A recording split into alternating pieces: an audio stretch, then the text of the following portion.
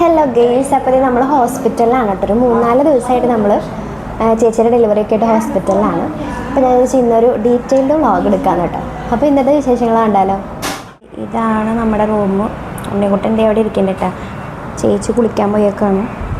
കുഞ്ഞുമണീനെ ഇതവിടെ നമ്മൾ താഴെ കിടത്തിയിട്ടുണ്ട്. കാരണം നല്ല കാറ്റൊക്കെ ആയിട്ട്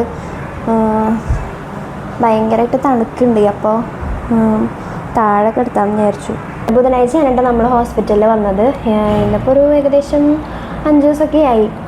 പിന്നെ ഇന്ന് ഡിസ്ചാർജ് ആക്കുമെന്നാണ് പറഞ്ഞിട്ടുള്ളത്. പിന്നെ കൊച്ചിന് വേറെ പ്രശ്നങ്ങളൊന്നും ഇല്ലെങ്കിൽ ഇന്ന് ഡിസ്ചാർജ് ചെയ്യാമെന്നാണ് പറഞ്ഞിട്ടുള്ളത്. മഞ്ഞപ്പോ കാര്യങ്ങളോ എന്തെങ്കിലുമൊക്കെ ഉണ്ടെങ്കിൽ ചിലപ്പോൾ വൈകും. അങ്ങനത്തെ പ്രശ്നം ഇല്ല എന്നുണ്ടെങ്കിൽ ഇന്ന് എന്തായാലും ഡിസ്ചാർജ് ആക്കുമെന്നാണ് പറഞ്ഞിട്ടുള്ളത്. കറണ്ട് പോയടാ.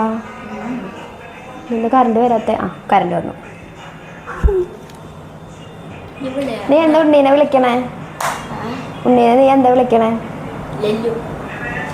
ലല്ല. ഇത് ഉറക്കത്തുനിന്ന് പെയിൻറ്റിട്ടുള്ളൂ കേട്ടോ. അവൻ ഉണ്ണീനെ വിളിക്കണ പേരെന്താ അറിയോ? ലല്ലക്കുട്ടി എന്നാണ് കേട്ടോ വിളിക്കണത്. എവിടെ നിന്ന് കിട്ടിയതൊന്നും അറിയില്ല.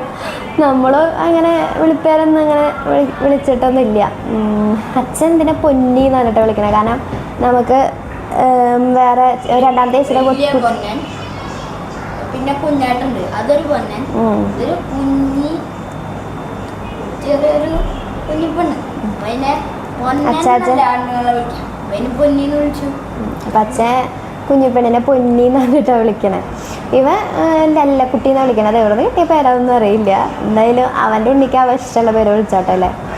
അപ്പം എല്ലാവരും അങ്ങനെ വിളിക്കാനാണ് ഉദ്ദേശിച്ചിട്ടുള്ളത്. ചായ വാങ്ങിക്കാൻ പോകണം. പോയി പല്ല് തേച്ചിട്ടോ.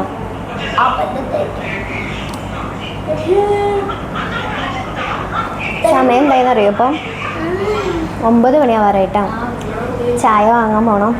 ചേച്ചി കുളിക്കാൻ പോയി വെക്കണം. അപ്പോൾ അവൾ കുളിച്ച് വരുമ്പോഴേക്കും ചായക്കുള്ളതൊക്കെ എന്തെങ്കിലുമൊക്കെ വാങ്ങിച്ചിട്ട് വരണം. നമ്മൾ ഇവിടുന്ന് ക്യാൻറ്റീൻ തന്നെയാണ് വാങ്ങുന്നത്. കാരണം വീട്ടിൽ പോയിട്ട് ഫുഡ് ഉണ്ടാക്കിയിട്ടൊക്കെ കൊണ്ടുവരണമെങ്കിൽ തന്നെ ഇപ്പോൾ ഓട്ടോ വിളിക്കാൻ നല്ല പൈസയാവും. അപ്പോൾ ആ പൈസ ഉണ്ടെങ്കിൽ ഇവിടുന്ന് നമുക്ക് ഫുഡ് വാങ്ങിച്ച് കഴിക്കാമല്ലോ. അപ്പോൾ അതുകൊണ്ടാണ് നമ്മൾ ക്യാൻറ്റീനിൽ തന്നെ കഴിക്കണം. പിന്നെ വീട്ടിൽ അച്ഛൻ മാത്രമല്ലേ ഉള്ളൂ.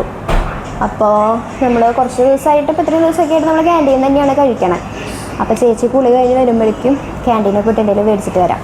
അങ്ങനെ ഞാനെൻ്റെ ചേച്ചിക്ക് ചായയും പിന്നെ അവൾക്ക് കഴിക്കാനായിട്ട് ഇടിയപ്പവും മുട്ടക്കറിയാണ് കേട്ടോ വാങ്ങിച്ചത്. അങ്ങനെ അതൊക്കെ എടുത്തു കൊടുത്തു. പിന്നെ ഒരു 10-11 മണിയൊക്കെ ആയപ്പോഴത്തേക്കും എൻ്റെ കുളി കഴിഞ്ഞു കേട്ടോ. ഞാൻ കുളി കഴിഞ്ഞ് ഇറങ്ങാൻ നേരത്ത് ഒടുക്കത്തെ മഴയായിരുന്നു പുറത്ത്. അങ്ങനെ ഞാൻ പുറത്ത് പോയി നിന്നിട്ട് ആ മഴയൊക്കെ ഒന്ന് കണ്ട് അവിടെ നിന്ന്. പിന്നെ ചേച്ചിക്ക് കുറച്ച് മെഡിസിനൊക്കെ വാങ്ങാണ്ടായിരുന്നു. അത് വാങ്ങാനായിട്ട് ഫാർമസിയിൽ പോയി. അതും വാങ്ങിയിട്ട് നേരെ റൂമിൽ വന്നു. ഞാൻ ഉണ്ണിക്കുട്ടനും കൂടിയിട്ടാണ് പോയത്. ഒരു 5-6 പ്രാവശ്യമെങ്കിലും ഈ മരുന്ന് വാങ്ങാനായിട്ട് അങ്ങോട്ടും ഇങ്ങോട്ടും നടക്കലാണ് മെയിൻ പരിപാടി. പിന്നെ ഉച്ചയായപ്പോഴത്തേക്കും ചോറൊക്കെ കഴിച്ചു. അപ്പോൾ ചോറ് ക്യാൻറ്റീനിൽ നിന്ന് വാങ്ങിച്ചിട്ടുണ്ടായിരുന്നു. ഒരു ചോറ് വാങ്ങിച്ച് 2 ആൾക്ക് കഴിക്കാനുള്ളതുണ്ടാവും. അവിടെ ഒരാൾ ഭയങ്കര കരച്ചിലാണ് കേട്ടോ. ഇന്ന് ഡിസ്ചാർജ് ചെയ്യുന്നതാണ് വിചാരിച്ചിട്ടുണ്ടായിരുന്നത്. പക്ഷേ ഇന്നത്തെ ഡിസ്ചാർജ് നാളത്തേക്ക് മാറ്റി. ഇന്ന് ഡിസ്ചാർജ് ചെയ്യില്ല. ചേച്ചിക്ക് തൈറോയിഡും കാര്യങ്ങളൊക്കെ ടെസ്റ്റ് ചെയ്യാനുണ്ട്. അപ്പോൾ ഇന്നത്തെ ഡിസ്ചാർജ് ചെയ്തിട്ടുണ്ട്. നാളത്തേക്കാണ് എഴുതിയേക്കുന്നത്. പിന്നെ വൈകിട്ട് ഒരു 4 മണിയൊക്കെ ആയപ്പോഴത്തേക്കും ചായ കുടിക്കാൻ പോയിട്ടാണ്. അപ്പോൾ നാളെ എന്തായാലും ഡിസ്ചാർജ് ആവുമെന്നാണ് വിചാരിക്കുന്നത്. അപ്പോൾ ബാക്കി വിശേഷങ്ങൾ വീട്ടിൽ പോയിട്ട് കാണാം.